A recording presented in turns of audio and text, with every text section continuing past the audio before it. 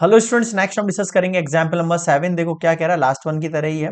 A B C the chances of being selected as a manager in a firm, उनके ये chances दे रखे हैं ratio के अंदर। ठीक है, एबीसी कोई बंदे हैं, उनके एज अ मैनेजर सेलेक्ट होने के चांस दे रखा है। The respective probability for them to introduce a radical change in marketing strategy, उनके थ्रू जो रेडिकल चेंज आएगा मार्केटिंग स्ट्रेटजी में, उनकी प्रोबेबिलिटी ये दे रखी है आपको। कंडीशन बनानी है, तो सबसे पहले लेट कर लो आप। E1 में बना रहा हूं, ए सेलेक्टेड एज मैनेजर, है ना। E2 B selected as manager, E3 C as selected. अब अपन एक केस मानते थे ए, जिसके अंदर मैं बोलता हूँ उसको कि जो रेडिकल चांस चेंज हो रहा है मार्केटिंग स्ट्रेटजी में, अब ए तो चूज नहीं करता क्योंकि एबीसी पहले से दे रखा, तो मैं उसको एफ मान लेता हूँ। क्या मान लेता हूँ मैं उसको? एफ मान लेता हूँ। रेडिकल चेंज अकर इन मार्केटिंग स्ट्रेटजी। क्लियर है यहां तक सभी को? ठीक है।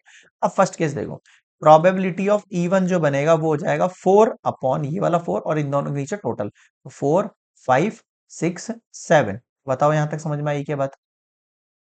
प्रोबेबिलिटी ऑफ E2 कितना हो जाएगा? 1/7। प्रोबेबिलिटी ऑफ E3 कितना हो जाएगा आपके पास? 2/7। अब नेक्स्ट देखो, radical change occur due to E1 case, है ना। E1 केस मतलब सेलेक्टेड बाय ए के थ्रू, तो कितना है वो? 0.3। फिर रेडिकल चेंज बाय E1 हो गया ना। अगला है E2, 0.8। फिर है E3, 0.5। बताओ यहां तक समझ में आई क्या बात? अब जो चीज फाइंड करनी है वो देखते हैं।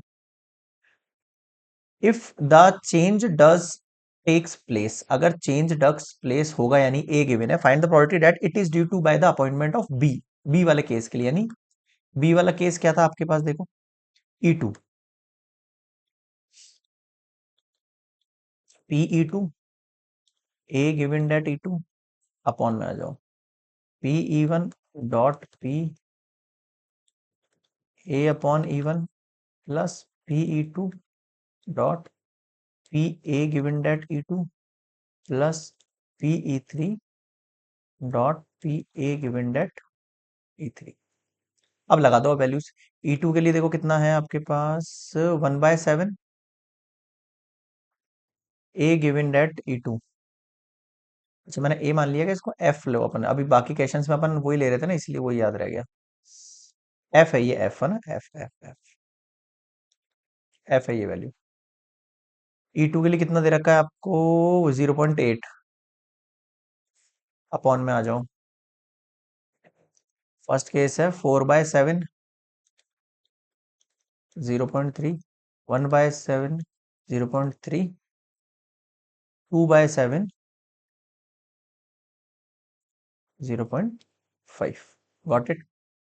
अब अगर यहां से अगर अपन पॉइंट उड़ाएं और इन सब के भी पॉइंट उड़ा दें अपन यहां से, है ना, तो ऊपर वाली वैल्यू के अंदर 1/10 कॉमन निकल के आ जाएगा, यानी ये 8/7 बचेगा। नीचे वाली में 1/10 में कॉमन निकाल सकता हूँ एलसीएम लेके, बचेगी वैल्यू 3 4 जा 12/7, 3/7, 2 5 जा 10/7, और ये 10 से 10 कैंसिल आउट हो जाएगी।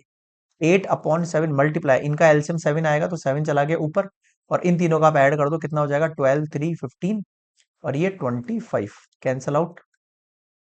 कितना बचा? 8/25 इज योर आंसर। बताओ समझ में आया क्या? क्लियर है यहाँ पे? This is complete example number 7। Next मिलेंगे एग्जाम्पल नंबर 8 पर।